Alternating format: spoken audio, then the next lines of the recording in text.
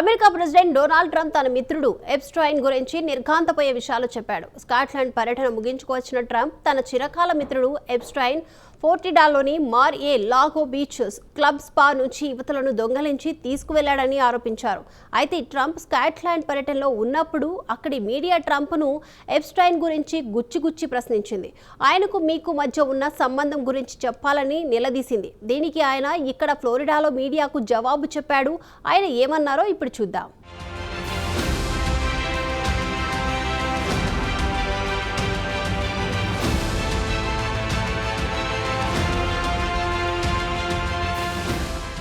America president Donald Trump ఎక్కడికి వెళితే అక్కడ మీడియాను ఆయనను తన మిత్రుడు ఎప్స్టైన్ గురించి గుచ్చి ప్రశ్నిస్తోంది. ఇక ఎప్స్టైన్ విషయానికి వస్తే అతడు మైనర్ బాలికలను ట్రంప్తో పాటు అమెరికాలోని అత్యంత సంపన్నులతో పాటు బ్రిటిష్ రాయల్ ఫ్యామిలీకి చెందిన వారి వద్దకు పంపించేవాడు. అతడికి గిస్లైన్ మాక్స్వెల్ సహకరించారు. కోర్టు వీరిద్దరి శిక్ష విధించింది. అయితే ఎప్స్టైన్ మాత్రం న్యూయార్క్ జైల్లో ఉరిశిక్ష వేసుకుని 2019లోని ఆత్మహత్య చేసుకున్నాడు. ఇక ఎప్స్టైన్ బారిన పడిన బాధితుల విషయానికొస్తే ఒక 14 ఏళ్ల యువతి మార్ ఏ లాగోలో ఉద్యోగం ఇప్పిస్తానని ఎప్స్టైన్ పలువురి సంపన్నుల వద్దకు పంపించి తన జీవితం నాశనం చేశాడని ఆరోపించింది. ఈ ఘటన తర్వాత తాము ఎప్స్టైన్, గెస్లైన్ మాక్స్వెల్ చేతిలో మోసపోయిన చాలా మంది యువతులు మీడియా ముందుకొచ్చి తమ గోడు వెళ్లబుచ్చుకున్నారు.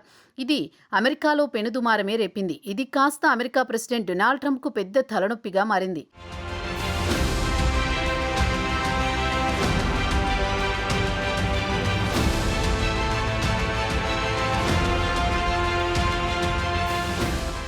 ట్రంప్ గత వారం స్కాట్లాండ్ పర్యటనకు వెళ్లినప్పుడు ఎప్స్టైన్ గురించి మీడియా ప్రతినిధులు పెద్ద ఎత్తున ప్రశ్నల వర్షం కురిపించారని అన్నారు. మీకు తెలుసా, తన వద్ద పనిచేసే యువతులను ఎప్స్టైన్ దొంగిలించాడని, వీరే కాకుండా మరికొందరిని కూడా తీసుకువెళ్లాడని ట్రంప్ ఆరోపించాడు. ఎప్స్టైన్ వాలకం చూసిన తర్వాత తాను అతడితో సంబంధాలు తెగతింపులు చేసుకున్నానని వివరించాడు ట్రంప్.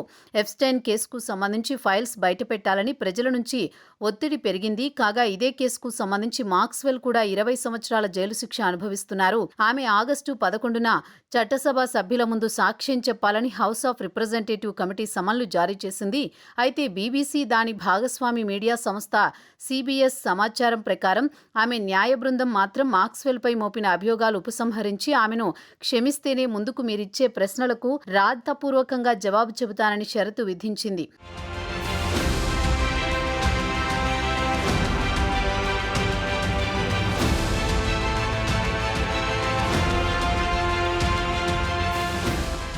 స్కాట్లాండ్లో మీరు చేసిన కామెంట్స్ గురించి వివరించాలని మంగళవారం నాడు మీడియా ప్రతినిధులు ట్రంప్ను అడిగారు. ఎప్స్టైన్కు మీకు ఉన్న సంబంధం గురించి మీడియా ప్రతినిధులు స్కాట్లాండ్లో ప్రశ్నించారు. అదే ప్రశ్న అమెరికాలో కూడా సంధించారు.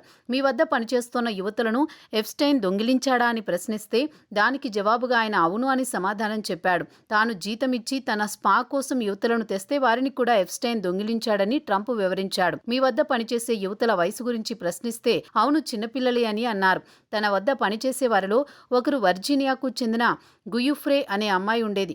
2000 సంవత్సరం వేసవిలో మార్ ఏ లాగోలో పనిచేసినప్పుడు ఆమె వయసు కేవలం 16 ఏళ్లు మాత్రమే అని అన్నాడు.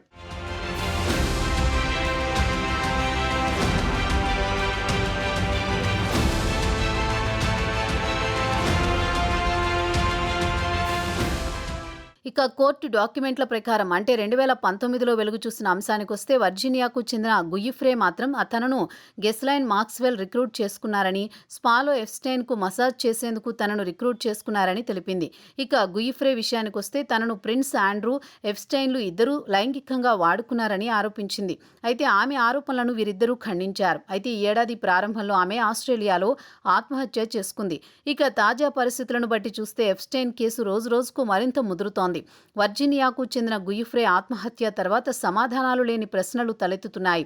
ఇక ఎయిర్ ఫోర్స్ 1 విమానంలో తాజాగా ట్రంప్ తనకు ఎప్స్టైన్కు సంబంధాలు ఎలా ముగిశాయో వివరించాడు. ఇదిలా ఉండగా గత వారం వైట్ హౌస్లో ట్రంప్తో మాట్లాడుతూ మార్ ఏ లాగో క్లబ్ నుంచి ఎప్స్టైన్ను ఎలా తరిమేసిందని వివరించాడు. ఎప్స్టైన్ క్రూరుడని ఆరోపించాడు ట్రంప్.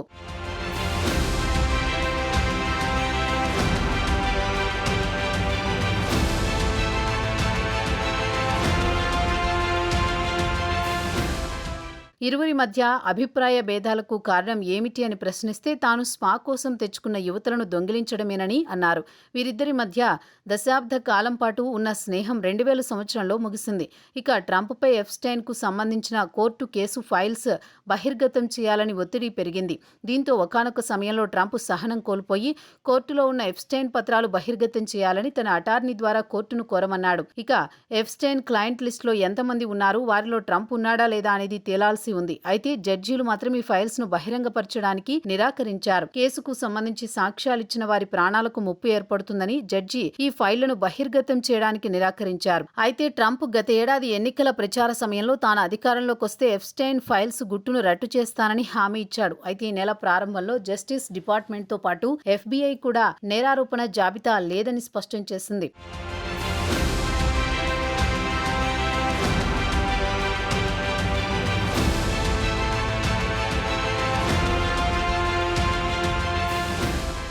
ఇదిలా ఉండగా గత వారం వాల్ స్ట్రీట్ జర్నల్ ఓ వార్త ప్రచురించింది. గత మే నెలలో అటార్నీ జనరల్ పామ్ బోండీ ట్రంప్తో మాట్లాడుతూ ఎప్స్టైన్ కేసుకు సంబంధించి వందలాది మంది పేర్ల ఫైల్ జస్టిస్ డిపార్ట్మెంట్ వద్ద ఉంది. వాటిలో మీరు పేరు కూడా ఉంది. అయితే ఫైల్స్ లో మీ పేరున్నంత మాత్రాన మీరు తప్పు చేసినట్టు కాదు కదా అన్నట్లు వాల్ స్ట్రీట్ పత్రిక వీరిద్దరి మధ్య జరిగిన సంభాషణ గురించి ప్రస్తావించింది. అయితే ట్రంప్తో పాటు ఎప్స్టైన్లు తరచూ పార్టీలో కలిసేవారు కాగా ఈ పార్టీలకు హాజరైన ఇద్దరు యువతులు తర్వాత ట్రంప్ తమపై లైంగిక దాడి చేశారని ఆరోపించారు. ఇద్దరు యువతుల్లో ఒకరు జిల్ హార్త్ 1997లో మార్-ఏ లాగోలో జరిగిన ఒక కార్యక్రమంలో తనను ట్రంప్ బలవంతంగా ముద్దు పెట్టుకున్నాడని ఆరోపించారు. ఈ కార్యక్రమానికి ఎప్స్టైన్ కూడా వచ్చాడని న్యూయార్క్ టైమ్స్ వార్తను ప్రచురించింది.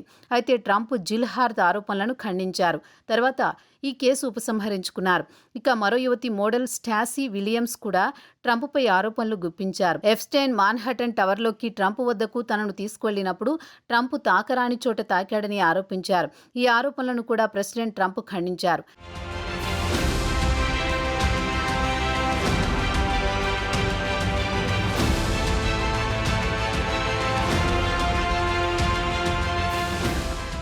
ఇదిలా ఉండగా గత వారం వాల్ స్ట్రీట్ ట్రంప్ తన మిత్రుడు ఎప్స్టైన్కు 2003లో రాసిన లేఖను ప్రచురించింది. నగ్నంగా ఉండే యువతి ఫోటోపై ట్రంప్ అసభ్యకరంగా రాతలు రాస్తూ తన మిత్రుడికి పుట్టినరోజు శుభాకాంక్షలు తెలిపిన గ్రీటింగ్స్ గురించి వార్తను ప్రచురించడం తర్వాత ఇది పెద్ద దుమారంగా మారింది. ట్రంప్ దీన్ని ఫేక్ ఆర్టికల్ అని కొట్టిపారేశాడు. వాల్ స్ట్రీట్ పై పరువు నష్టం దావా వేశారు. అయితే ట్రంప్ ఎప్స్టైన్తో 2004లో విడిపోయారు. ఫ్లోరిడాలోని బీచ్ ఫ్రంట్ ఆస్తి గురించి ఇద్దరి మధ్య గొడవలు జరిగినట్లు, తర్వాత ఈ ప్రాపర్టీ జప్తుకు గురి కావడంతో వీరిద్దరూ విడిపోయారు. తర్వాత ఈ ఆస్తి కోసం ట్రంప్ బిడ్ వేశారు. 2006లో ఎప్స్టైన్ సెక్స్ ట్రాఫికింగ్ కేసులో ఫ్లోరిడాలో దోషిగా నిలిచాడు. తర్వాత 2019లో అతని అరెస్టు కావడం, కోర్టులో విచారణ జరుగుతున్న సమయంలో అతను జైల్లోనే ఆత్మహత్య చేసుకున్నాడు.